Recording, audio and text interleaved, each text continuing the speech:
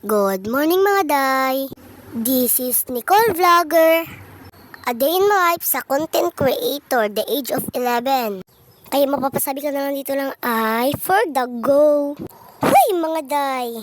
Yung August 22 nga ay buwan ng wika namin. Kaya ito yung video, kunan natin ng sound. Tara, para maganda.